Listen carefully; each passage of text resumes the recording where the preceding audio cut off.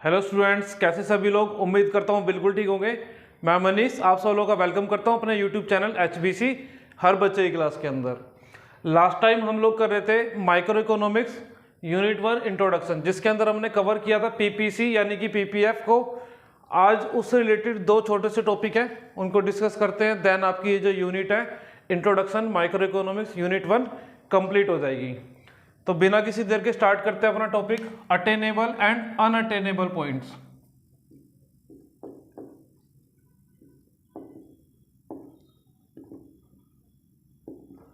Attainable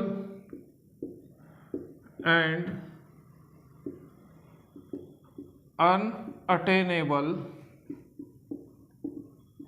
points on PPC या PPF कह लो, एक ही बात है। ठीक है भाई, सबसे पहले जो हम लोग बात करेंगे, बात करते हैं अटेनेबल पॉइंट्स की।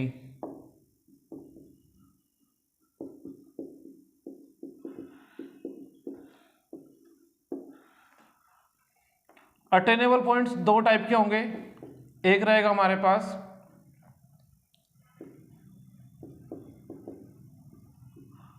Optimum utilisation. देखिए, अभी हम लोगों ने लास्ट वीडियो के अंदर देखा था कि PPC कैसे बनता है। एक बार दोबारा देख लेते हैं PPC बनता किस तरीके से है।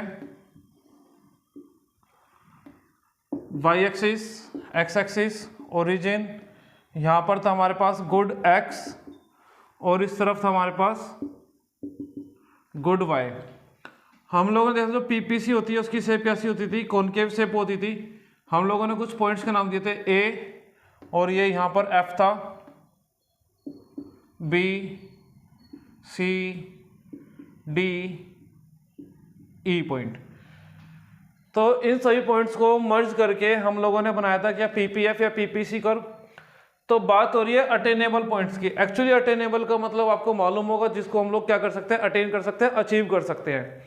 तो अटेन दो तरीके से हो सकता है। पहला है ऑप्टिमम यूटिलाइजेशन, यानी कि आपके पास जो भी रिसोर्सेज हैं गुड X और गुड Y को प्रोड्यूस करने के लिए, चाहे वो टेक्निक है चाहे दूसरे रिसोर्सेज है, उनका हम फुल्ली और एफिशिएंट यूज कर रहे हैं। क्या यूज कर रहे हैं? फुल्ली और एफिशिएंट यूज कर रहे हैं।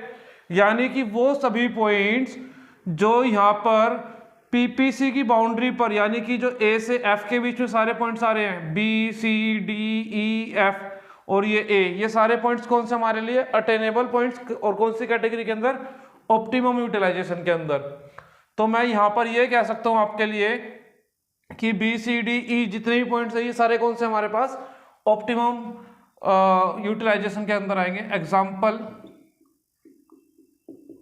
Points B, C, D, E are optimum points on PPC। ये PPC पर कौन से हैं? ऑप्टिमम पॉइंट्स, यानी कि यहाँ पर जितने भी हमारे पास रिसोर्सेज अवेलेबल हैं उनका हम लोग फुल्ली और एफिशिएंट वे में यूज कर पा रहे हैं। देन होते हैं दूसरे B, जो अटेनेबल की ही कैटेगरी के अंदर आएंगे, अंडर यूटिलाइजेशन। कौन से points? Under utilization. Under utilization यानी कि इस PPC की जो बाउंड्री है A to F, ये जो कर्व दिख रहा है, इसके अंदर जितने भी पॉइंट्स हैं, ये पूरे यहाँ पर इस वाले रीजन के अंदर जितने भी पॉइंट्स हैं, 4 से मैं यहाँ पर कुछ पॉइंट्स बना देता हूँ। सपोज G, ये पॉइंट G हो गया, ये पॉइंट H हो गया। यानी कि जो प्रोडक्शन बाउंड्री के अंदर आ रहे हैं उन कर्व को या उन पॉइंट्स को हम लोग बोलेंगे अंडर यूटिलाइजेशन। यानी कि हम लोग उनको अटेन तो कर सकते हैं, लेकिन हम लोग वहां पर रिसोर्सेज को फुल्ली यूटिलाइज नहीं कर पा रहे हैं। अगर रिसोर्स को फुल्ली यूटिलाइज नहीं कर पा रहे, इसी कारण से हमारा जो प्रोडक्शन है वो कम हो जाएगा। तो एग्जांपल के लिए यहां पर लिख सकते हैं हम लोग point G and H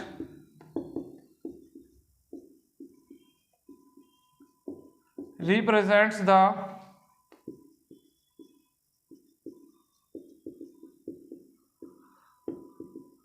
underutilization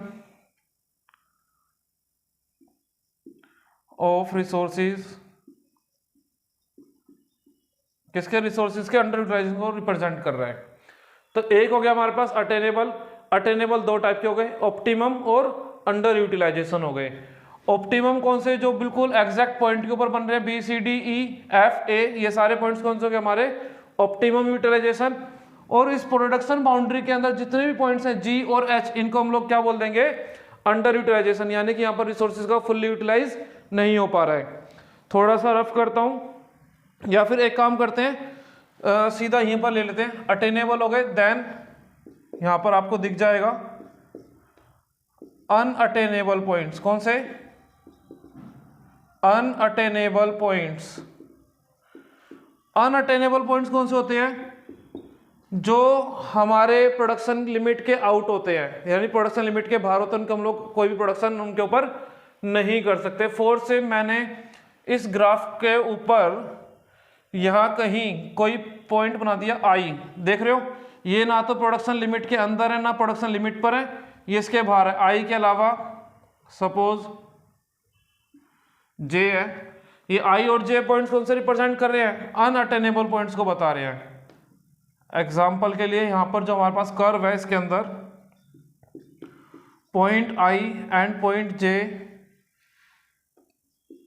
are unattainable points, are unattainable points। I hope आपको ऐसा ना क्लियर होगा। चलो इसको एक काम करते हैं, एक छोटे से और एग्जांपल के अलावा इससे समझ लेते हैं, इस सब के अलावा एक छोटा सा एग्जांपल देख लेते हैं। 4 से आपको कोई गाड़ी लेनी है और आपका बजट है 20 लाख रुपए का, ठीक है। ये यहाँ पर मैं एक अलग एग्जांपल बना रहा हूँ। सपोज आपके पास जो बजट है वो 20 लाख रुपीज़ का है और आपको कार परचेज करनी है। अब आपके पास क्या ऑप्शन है कि आप लोग 20 लाख में वो गाड़ी लो जो आपकी ड्रीम कार है। सपोज आप लोग थोड़े से यंग एज के और आपको थोड़ा टोरा वगैरह दिखाना है। टोरा मीन्स कि आप लोगों को थोड़ा सा बाहर अपना गाड़ी को लोगे शो ऑफ भी करना है। तो आप सोचो कौन सी गाड़ी ले सकते हो 20 लाख के अंदर। स्कॉर्पियो हो गई, थार हो गई, ठीक है, कुछ ऐसी गाड़ी हो गई, सफारी हो गई। ये गाड़ी आपके लिए कौन सी हो गई जो आप लोग शो ऑफ कर सकते हो अपनी ड्रीम कार। 4 से आपकी थार है, थार 18-19 लाख रुपए की गाड़ी है, आपका पास 20 लाख रुपए का बजट है, तो आप उस गाड़ी को ले सकते हो। तो डेट इज कॉल्ड आपके ऑप्टिमम, यानी कि जो आपकी ड्रीम गाड़ी थी आपके बजट के अंदर आ रही है, ठीक है। तो हम लोग क्या बोलेंगे, हम लोगों ने मनी का ऑप्टिमम यूटिलाइज कर लिया है कि 20 लाख रुपए को आपने कुछ इस तरीके से उस गाड़ी पे खर्च कर दिया जो आपकी ड्रीम गाड़ी थी। 4 से वो फॉर्च्यूनर थी, सॉरी फॉर्च्यूनर तो नहीं ले सकते, आपकी थार थी, थार आपने ले लिया, स्कॉर्पियो ले ली। क्या आप इस 20 लाख के अंडर कोई दूसरी गाड़ी ले सकते हो? जी बिल्कुल ले सकते हैं। सपोज आपने वैगन आर 4 गाड़ी ले ली, 5-5 लाख रुपए की 4 ले सकते हो, ठीक है वो। लेकिन आपको गाड़ी की सेटिस्फेक्शन दे रही कि 4 व्हीलर है, 4 पहिए, उसके पास से आप फैमिली के साथ जा सकते हो उसके अंदर। लेकिन आप लोगों का जो ड्रीम गाड़ी थी, क्या वैगन आर उस केस में मानकर चलते नहीं होगी, तो आप वैगन आर नहीं लोगे। तो यानी कि 20 लाख से अंडर और 20 लाख तक का आपका बजट है, तो उसके अंदर में जितनी मर्जी गाड़ी आप लोग ले सकते हो। सपोज अब ये तो हमारे बात हो गई कौन सी, ऑप्टिमम यूटिलाइजेशन। अगर आपने 20 लाख की एग्जैक्ट अपनी ड्रीम कार ले ली, उसके अंडर यानी उससे सस्ते बजट के अंदर जो भी गाड़ी आ रही है वो आपके लिए कौन सी हो जाएगी, अंडर यूटिलाइजेशन आ जाएगी। नेक्स्ट यानी कि आपने पैसे का अंडर यूटिलाइज कराएं।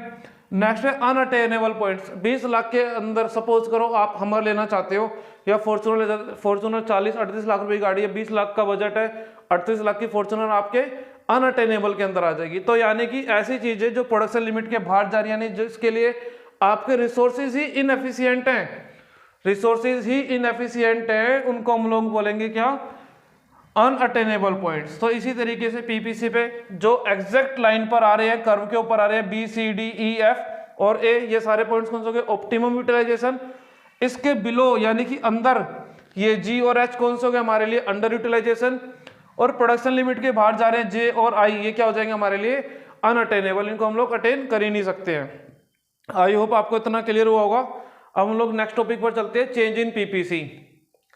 चलिए मैं रफ करता हूं इसको।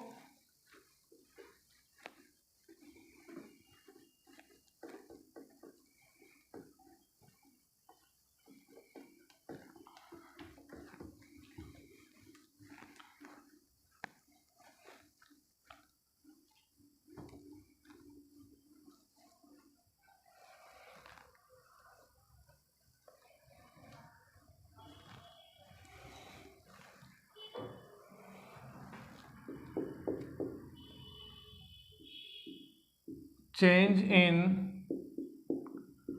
पीपीसी और पीपीएफ। क्या पीपीसी में और पीपीएफ में चेंज आ सकता है? बिल्कुल आ सकता है। सपोज अभी हम लोगों ने जब पीपीएफ बनाया था, हम लोगों ने जब स्टार्टिंग में जब पीपीएफ बनाया था लास्ट वीडियो के अंदर, हमने असम्पशन देखी थी कि जो टेक्निक है या जो टेक्नोलॉजी जिससे आप लोग प्रोडक्शन करते हो वो कांस्टेंट थी और जो रिसोर्सेज थे वो लिमिटेड थे।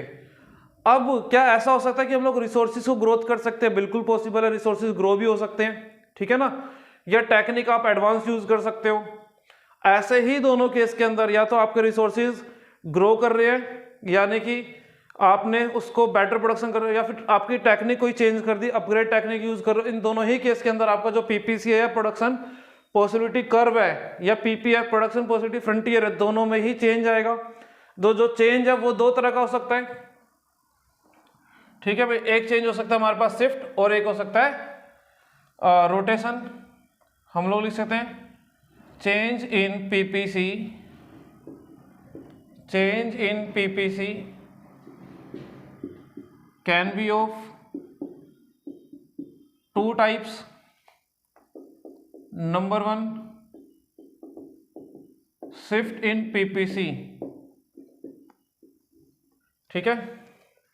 शिफ्ट इन पीपीसी दो टाइप का होगा, एक ए देख लेते हैं और एक बी देख लेते हैं। एक हो जाएगा हमारे पास राइट वर्ड शिफ्ट, ये वर्ड नहीं है वर्ड है, राइट वर्ड एक ही वर्ड है पूरा। Right word shift when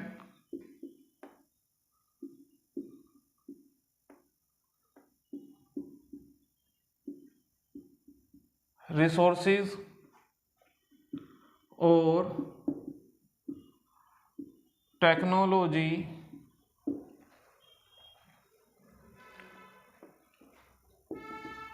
will be improved for both two goods। देखिए भाई जरा यहां पर देख लेते हैं, ये हमारे पास क्या है y एक्सिस, ये x एक्सिस, एंड सपोज ये आपके पास पीपीसी है, ठीक है। ये आपके पास पीपीसी है, इसका नाम मैं रख रहा हूं P, पीपीसी का नाम है P, और यहां पर है गुड X और यहां पर आ जाएगा आपके पास गुड Y, ठीक है। अभी आपके पास जो PP1 है, या एक काम करते हैं इसको नाम यहां पर रख लेते हैं, दिस इज PPC इनिशियल वाला। इसके ऊपर गुड X की आप X क्वांटिटी प्रोड्यूस कर रहे हो और गुड Y की Y क्वांटिटी, यानी कि गुड Y की OY क्वांटिटी, गुड X की OX क्वांटिटी प्रोड्यूस कर पा रहे हो। अभी क्या कह रहा है कि जो राइट वर्ड शिफ्ट है उसके अंदर क्या होगा, चेंज होगा। पहले तो चेंज दो तरह का हो सकता है, शिफ्ट वाला, अगर शिफ्ट में देख रहे हैं दो तरह का शिफ्ट होगा, एक right word shift. Right word shift में क्या कह रहा है, रिसोर्सेज और टेक्नोलॉजी जो प्रोडक्शन की वो इंप्रूव हो रही है, किसके लिए, दोनों ही गुड्स के लिए। दोनों ही गुड्स के लिए अगर इंप्रूव हो रही है तो प्रोडक्शन इंक्रीज होगा, ऑब्वियसली बात है। अगर प्रोडक्शन इंक्रीज होगा तो पीपीसी क्या होगा, राइट वर्ड शिफ्ट हो गया। अब जो राइट वर्ड शिफ्ट हो गया इसका मैं नाम लिखता हूं PPC1, और ये हो गया right word shift.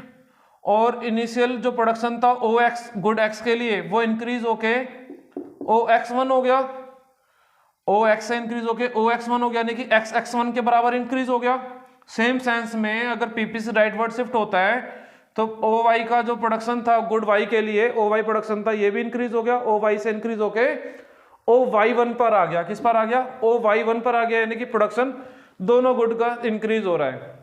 Right word shift के अंदर वो यही कहना चाह रहा है कि जो इंप्रूवमेंट है किसका, रिसोर्सेज का और टेक्नोलॉजी का, वो दोनों ही गुड्स के लिए, यानी कि प्रोडक्शन दोनों गुड्स का बढ़ेगा, X का भी और Y का भी हमारे पास सेम यहीं पर हो रहा है। और B क्या हो सकता है हमारे पास, leftward shift. Leftward shift अगर पीपीसी लेफ्ट साइड में शिफ्ट होगा तो किस कारण से हो सकता है, व्हेन रिसोर्सेज और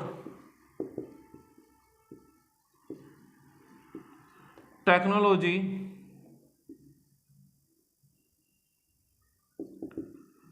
विल बी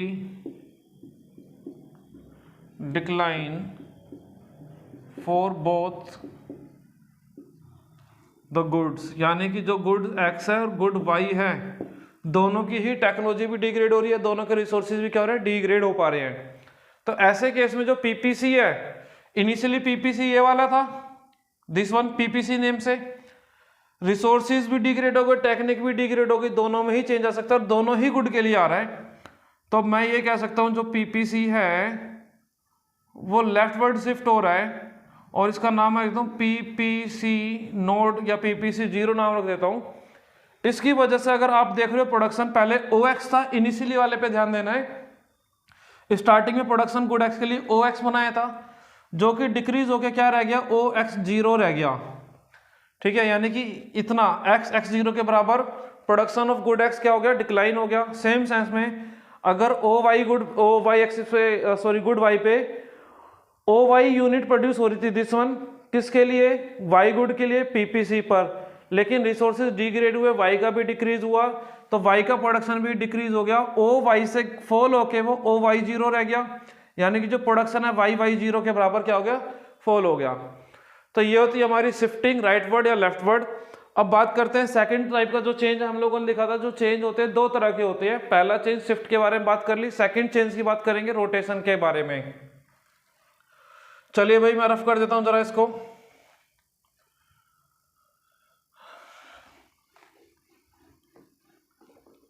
सेकंड टाइप का जो चेंज आएगा वो होगा रोटेशन के लिए, रोटेशन इन पीपीसी।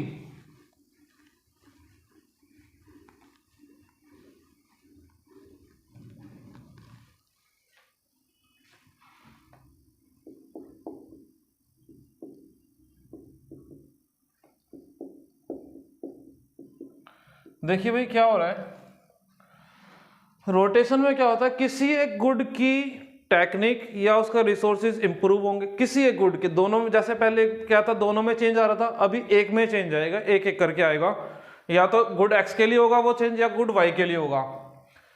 ठीक है, ऐसा क्या हो सकता है, हम लोग बोल सकते हैं when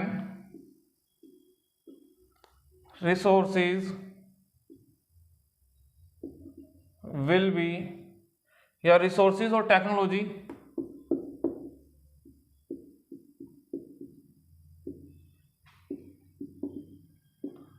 will be improved only on for one good, सिर्फ एक गुड के लिए जो टेक्नोलॉजी या रिसोर्सेज है वो क्या हो रहे हैं, इंप्रूव हो रहे हैं। एग्जांपल देख लेते हैं, इसके अंदर दो केस बनाएंगे, या तो गुड एक्स में होगा या तो गुड वाई में होगा। ठीक है भाई, तो देख लेते हैं यहां पर केस वन। केस वन में क्या हो रहा है, जो रोटेशन है वो राइट, अच्छा जब भी इंप्रूवमेंट आएगा तो चेंज राइटवर्ड, यानी कि रोटेशन राइटवर्ड होने वाला है। अभी सिर्फ गुड एक्स के लिए देख रहे हैं। In case of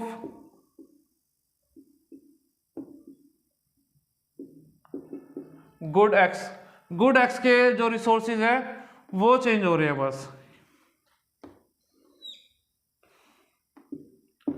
Y axis, X axis, origin, good X, good Y, this one PPC. इसको थोड़ा एक्सटेंड कर लेते हैं।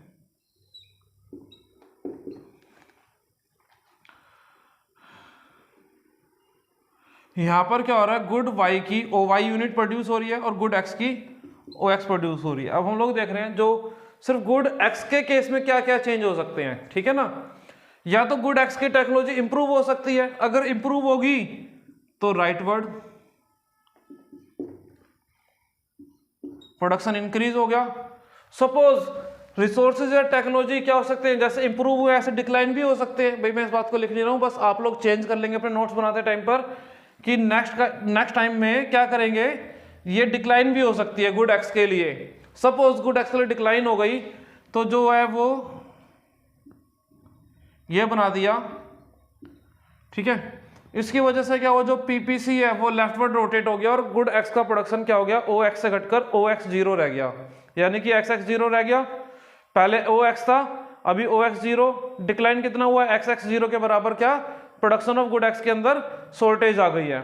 ऐसा कब हुआ है, जब सिर्फ गुड एक्स के रिगार्डिंग चेंज हुआ है। चेंज कैसा, अगर इंप्रूवमेंट हुई है तो राइटवर्ड, अगर कोई भी चीज डिक्लाइन हुई है, चाहे technology upgrade backward technology use कर रहे हैं या फिर रिसोर्सेज डिक्लाइन हो गए, तो लेफ्टवर्ड रोटेट हो गया, लेफ्ट साइड में रोटेट हो गया सिर्फ गुड एक्स के अंदर। अब देख लेते हैं in case of good Y, second case बना लेते हैं इसको। In case of good Y, थोड़ा सा पीस को इसको भी रफ कर देता हूं मैं। अब सिर्फ क्या करेंगे हम लोग, गुड वाई के अंदर चेंज करेंगे, गुड एक्स के अंदर चेंज नहीं करेंगे। देखते हैं,